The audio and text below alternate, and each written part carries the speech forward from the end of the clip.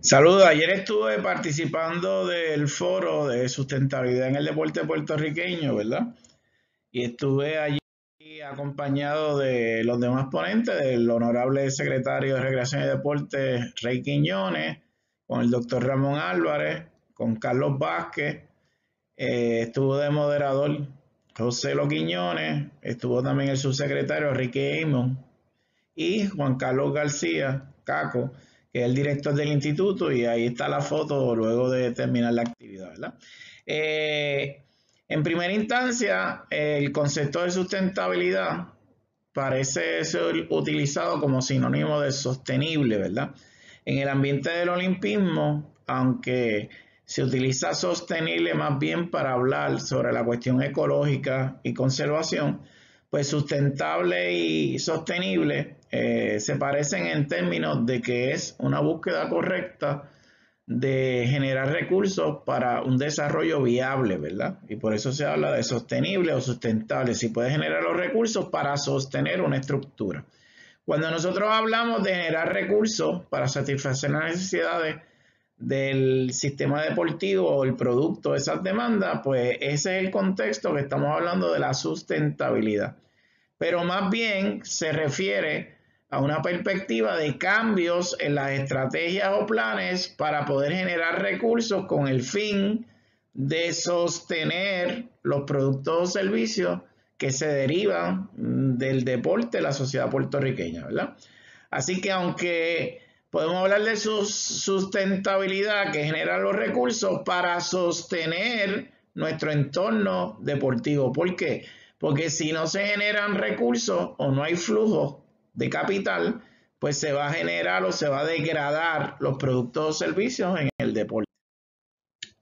Por lo tanto, nosotros tenemos que entender que el deporte es un quehacer humano que tiene mayor trascendencia por su impacto a nivel social, económico y político. Ejemplo de ello es que las cuotas de audiencia que acumula el deporte no tienen comparación ni con discursos ni del Papa ni del presidente Obama, que pueden alcanzar 2 a 3 de 10 personas en el planeta, mientras los Juegos Olímpicos o la Copa del Mundo alcanzan 7 de cada 10. Y evidentemente la actividad deportiva, la educación física, la industria relacionada es una industria multibillonaria. Como industria multimillonaria, pues tiene un impacto social, económico, político, ¿verdad? Por lo tanto, cuando nosotros hablamos del deporte, estamos hablando de políticas con respecto al Estado, como puede ser una organización de un ministerio, un departamento, hablamos de leyes, hablamos de asignación de recursos fiscales para el uso de la actividad física, el deporte, infraestructura, etcétera. Hablamos del impacto que tiene social en términos culturales, el factor de sentirse bien en los países, en la competencia, el desarrollo del deporte como parte de la actividad humana comunitaria. Por lo tanto, dentro de la actividad económica, el deporte produce bienes, produce servicios, está relacionado altamente con la industria de las comunicaciones y otras industrias paralelas, como es la producción de infraestructura, como es la tecnología, como es la producción de vestimenta, equipamientos, etc. Si nosotros vemos el informe económico del deporte y la actividad física por Global Wellness Institute, publicado en el 2019, ahí le dejé una referencia en YouTube, podemos ver que la actividad física y sectores relacionados al deporte generan 828 billones de dólares anuales en ese estudio macroeconómico. Y tenemos que el deporte, si ven esa columna, genera 230 millones, el fitness 109, mindful, que es una tendencia, incluye yoga, cuestiones de bienestar, generan 368 millones. Pero en el otro lado, tanto los equipamientos, equipos deportivos, infraestructura, pero más sorprendente ver que el calzado y ropa deportiva, los grandes sponsors del deporte y de promoción, generan 333 billones, generan más que la propia actividad deportiva y junto con el fitness generan casi la misma cantidad. Así que los usuarios de los tenis, de las ventas, el impacto que tienen esas industrias que se extienden más allá de la influencia de la propia actividad deportiva, sino en la vestimenta casual de las personas. Toda la indumentaria de Nike, Adidas, por decir algunos, genera una gran actividad económica, ¿verdad? Y esto sin incluir derechos de televisión, esto sin incluir la industria que se impacta de transporte, turismo, gastronomía, así que podría tener un efecto mucho más allá del que se reporta, ¿verdad? Pero es para que vean y tengamos claro que es una industria que genera muchísimo dinero. No obstante, cuando nosotros estamos en esa discusión, en ese debate, el tema sobresaliente es cómo los sistemas deportivos en el mundo a nivel global se sostienen. ¿Cuál es su sostenibilidad? ¿Cómo es que generan los recursos? ¿Cuáles son sus fuentes de financiamiento para poder tener una estructura deportiva del deporte de base hasta el deporte de alto rendimiento, deporte profesional, como las actividades de ocio y recreativas, ¿verdad? Entonces, en este diagrama, nosotros sintetizamos en tres tendencias de los modelos de sostenibilidad económica, que serían los modelos públicos que provienen del Estado, que su representación está en Europa del Este, son países centrados en la política en la que el Estado provee todos los recursos públicos fiscales para la operación del deporte, ¿verdad? Ejemplo de eso es que no necesariamente países que tengan una ideología particular, pueden ser capitalistas como es Rusia actualmente, pero su estructura está centralizada en el Estado con el desarrollo del deporte.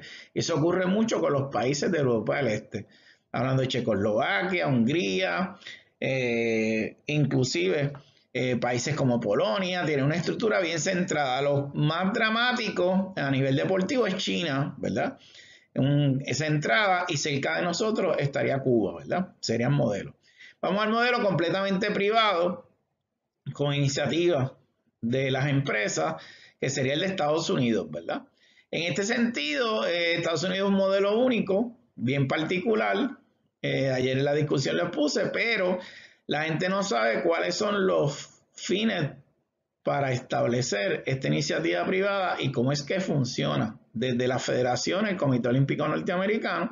Entonces ahí, ejemplos claros está que hay una legislación congresional porque sus ligas profesionales son monopolios, sea Major League Baseball, sea la NBA, que dicho sea de paso, igual que National, la liga de hockey, como diversas ligas, tienen un monopolio en los Estados Unidos que inclusive el Congreso tuvo que legislar y cambiar el acta para permitir la participación de Canadá, sea Toronto, sea Montreal en los juegos de Grandes Ligas, e inclusive está ahí la legislación y además tiene una legislación que protege el derecho de imagen del Comité Olímpico y todas las empresas tienen que pagar por el uso del logo alusivo al Comité Olímpico y tienen campañas y tienen incentivos para las empresas para que faciliten dinero o aportaciones, especialmente porque tienen industrias que generan la propia actividad deportiva, que subvencionan una gran cantidad de atletas, además de la inversión de los padres, ¿verdad? Pues ese es el modelo.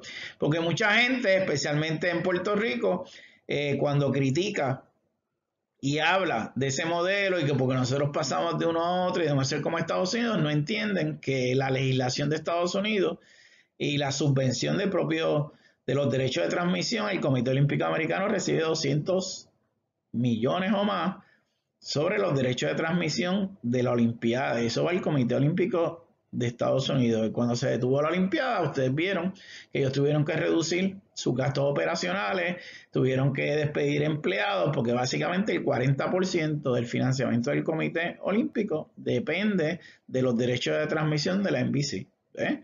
Y ahí está el hecho. Y tenemos la convergencia, que es Suiza, que hay una responsabilidad del Estado en asignar dinero, y eso ocurre en Francia, ocurre en España también, y ocurre en otros países como Noruega, Dinamarca, en la que, además de eso, proveen recursos adicionales con iniciativas privadas para poder traer más flujo al entorno deportivo, ¿verdad? Y eso lo resumimos con este diagrama, que a nivel estatal, que serían los fondos públicos, es una asignación directa de los recursos fiscales por ser un derecho del pueblo, un deber ministerial del Estado, sostener para el desarrollo humano, la población con la práctica del deporte y la recreación, ¿verdad? Esa es su justificación. A nivel privado funciona a nivel corporativo. facilita la legislación e incentivos para generar recursos en la industria, crea nichos, zonas fiscales para inversión en el deporte, que es lo que hablamos de las ligas profesionales, hablamos de los derechos de imagen y de dar estímulo para la donación de empresas al deporte americano, ¿verdad? Vamos al modelo convergente, que eso es que reconoce la aportación social del deporte, como en los casos de los países de mayor desarrollo humano, por ejemplo, el de Suecia, y dirá, mira, si nosotros fuéramos a pagar la aportación que hacen los líderes, los entrenadores deportivos al desarrollo social comunitario, sería pagar $1 billón. Pero nosotros lo que hacemos es asignar una cuota de los recursos fiscales del Estado entre 1 y 2% de nuestros ingresos para el desarrollo del deporte. Pero al mismo tiempo tenemos legislaciones, incentivamos para añadir recursos como en los centros de entrenamiento, como proveer servicios a la población relacionado con el deporte, a la investigación, a las alianzas para poder desarrollar y sostener ese entorno deportivo. El dilema o debate sobre la sustentabilidad del deporte en Puerto Rico es que el modelo de nosotros actual es un modelo que depende de 7 a 8 dólares de cada 10, se lo generan por recursos fiscales y públicos, ¿verdad?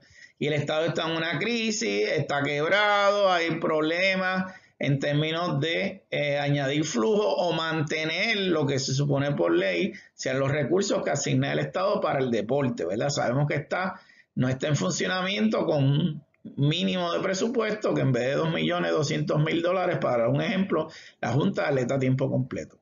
Pues esos recursos, esos productos, servicios para mantener y para que evolucione nuestro sistema deportivo, pues podríamos tener un cambio del modelo de sustentabilidad. Pero aquí la discusión o el debate o la mejor aportación que yo puedo hacer eso es que para nosotros incluir, generar más recursos, flujos económicos, pues nosotros necesitamos hacer un tránsito al modelo de convergencia, que como lo tiene Canadá, lo tiene Australia, o un modelo como el de la iniciativa privada con legislaciones parecidas en Estados Unidos para incentivar el capital, las donaciones o la empresa privada. Pero nosotros no tenemos esas garantías para la protección y que el dinero vaya, ¿verdad? Hay muchas maneras de financiar. Muchos países ponen impuestos a las telecomunicaciones, a la industria de refrescos, a la venta de cigarrillos, etcétera, a ciertos embargos. Unos utilizan la lotería, hacen recaudaciones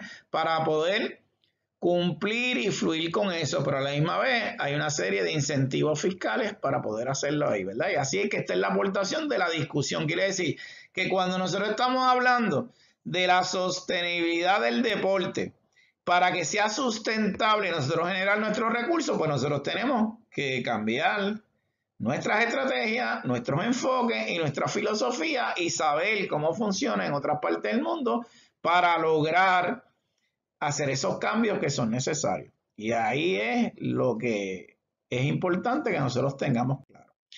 Mi aportación desde la perspectiva del entrenador son de 4 ideas.